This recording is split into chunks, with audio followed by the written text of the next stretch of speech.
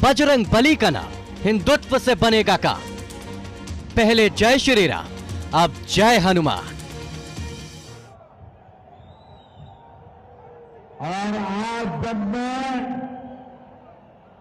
यहां हनुमान जी की इस पवित्र भूमि पर आया हूं, मेरे लिए हनुमान जी की इस पवित्र भूमि को नमन करना ये बहुत बड़ा सौभाग्य है। लीजिए साहब, कर्नाटक चुनाव में अब बजरंग बली पधार चुके हैं।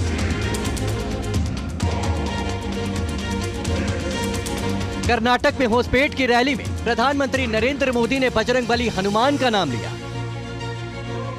और कांग्रेस पर जबरदस्त हमला कर दिया।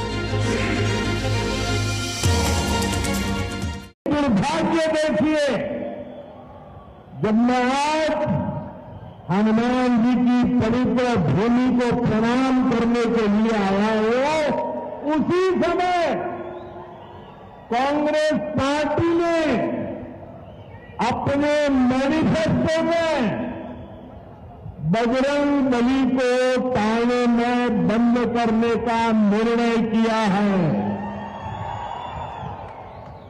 पहले प्रभु श्री राम को ताले में बंद किया और अब जय बजरंग बली बोलने वालों को ताले में बंद करने का संकल्प लिया है। पीएम मोदी ने कर्नाटक चुनाव में बजरंग बली का मुद्दा कब और कहां उठाया, जरा ये भी देखिए। ऐसी मान्यता है कि बजरंग बली हनुमान की जन्मस्थली कर्नाटक में है। कर्नाटक के कोप्पल जिले की अंजनाद्री पहाड़ियों पर हनुमान जी का जन्म हुआ था। प्रधानमंत्री मोदी होसपेट में सभा को संबोधित कर रहे थे। होसपेट से अंजनाद्री पहाड़ियों की दूरी महज 29 किलोमीटर। हनुमान जी की जन्मस्थली के पास से पीएम मोदी ने उनका नाम लेकर कांग्रेस पर करारा वार किया। यह देश का दुर्भाग्य है कि कांग्रेस पार्टी को प्रभु श्री राम से भी तकलीफ होती थी और अब जय बजरंग बली बोलने वालों से भी तकलीफ हो रही है। चुनावी राजनीति में पीएम मोदी का ही ये हुनर है कि वो विपक्ष को संभलने का मौका ही नहीं देते। विपक्ष जब तक उन तक पहुंचे, मोदी बैटलफील्ड ही बदल देते हैं। कर्नाटक में चुनाव प्रचार शुरू हुआ तो पहले कांग्रेस ने मोदी पर व्यक्तिगत हमलों की बौछार कर दी। पार्टी अध्यक्ष मल्लिकार्जुन खड़गे पीएम मोदी को जहरीला सांप कहकर फंस गए थे। मोदी ने इसके बाद गालियों पर गेम चेंज कर दिया। जब ये लोग मुझे गाली देते हैं, अब इतनी गालियां हो गई 91, और उनके टॉप मोस्ट नेता देते रहे, कोई ऐसे नहीं, छोटे मोटे कार्यकर्ता नहीं। जो उन्होंने बाबा साहब आंबेडकर को दिया, जो उन्होंने वीर सावरकर को दिया, वैसी ही गालियां मोदी को दे रहे हैं। अब बाबा साहब वीर सावरकर की तरह अगर वो मोदी को गाली देते हैं तो मैं तो इसे उपहार मानता हूं, और कांग्रेस गाली देने में समय बर्बाद करती रहेगी। मैं जनता जनार्दन की सेवा में अपने आप को खपाता रहूंगा। कांग्रेस अभी के गालियों वाले मुद्दे पर बचाव और आक्रमण की कोई रणनीति बनाती, उससे पहले ही मोदी ने चुनावों को श्री राम और बजरंग बली के जरिए हिंदुत्व के मोड़ पर लाकर खड़ा कर दिया। इसके लिए मोदी को मसाला मिल गया कांग्रेस के मैनिफेस्टो से। दरअसल कांग्रेस ने अपने घोषणा पत्र में बजरंग दल पर बैन लगाने की बात कही है। पीएम मोदी ने बजरंग दल की बात बजरंग बली से ही जोड़ दी। उधर गृह मंत्री अमित शाह ने मैसूर में कहा कि अगर कांग्रेस चुनाव जीती तो पीएफआई से बैन हटा लेगी। बीजेपी ने पहले से ही कर्नाटक में जीत के बाद एनआरसी और सीएए कानून लागू करने का वादा कर रखा है। इसके अलावा बीजेपी ने कर्नाटक में समान नागरिक संहिता लागू करने का भी वादा किया है। कांग्रेस हिंदू विरोधी है और उसने मुस्लिम तुष्टीकरण के लिए क्या क्या नहीं किया, ये साबित करने के लिए पीएम मोदी अपने तर्कश से चुन चुन कर तीर चला रहे हैं। कांग्रेस का इतिहास आतंक और आतंकवादियों के तुष्टीकरण का है। जब दिल्ली में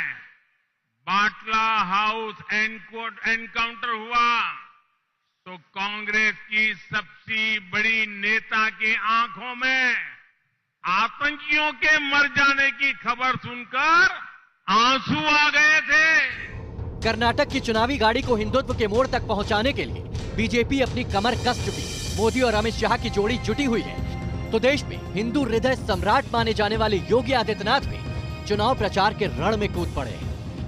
उत्तर प्रदेश और कर्नाटक का संबंध आज से नहीं त्रेता युग से है। मर्यादा पुरुषोत्तम भगवान श्री राम के वनवास के सबसे अभिन्न सहयोगी के रूप में कोई मिला था तो बजरंगबली हनुमान जी मिले थे। इसी कर्नाटक की धरती में उनका जन्म हुआ। दुनिया में जहां कहीं भी भगवान राम का मंदिर होगा वहां हनुमान जी का मंदिर जरूर होगा। पीएम मोदी ने कर्नाटक चुनाव में अब बजरंग बाण चला दिया है। सोशल मीडिया पर बीजेपी नेता और कार्यकर्ता मोदी के बयान का वीडियो ट्वीट और रीट्वीट कर रहे हैं। ट्वीट पर हैशटैग देश की शान बजरंग दल ट्रेंड कर रहा है।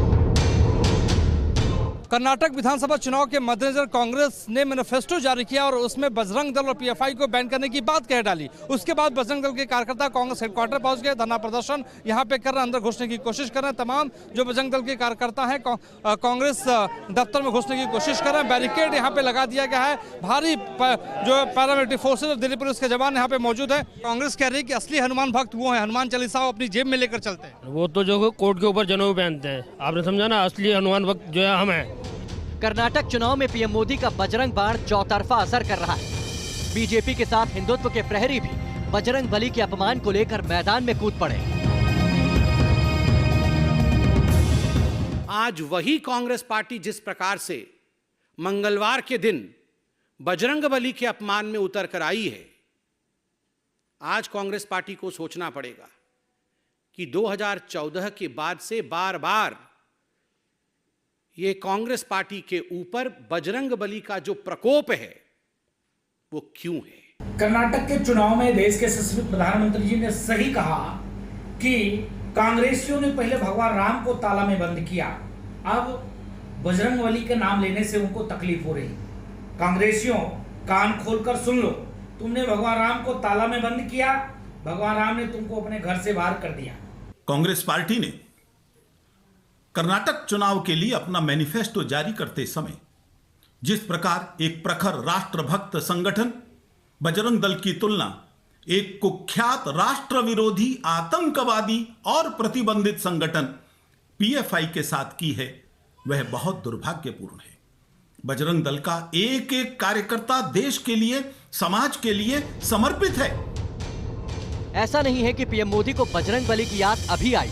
याद कीजिए 6 अप्रैल की तारीख, उस रोज बीजेपी के 43वें स्थापना दिवस पर पार्टी कार्यकर्ताओं के सामने बजरंग बली की नजीर रखी थी।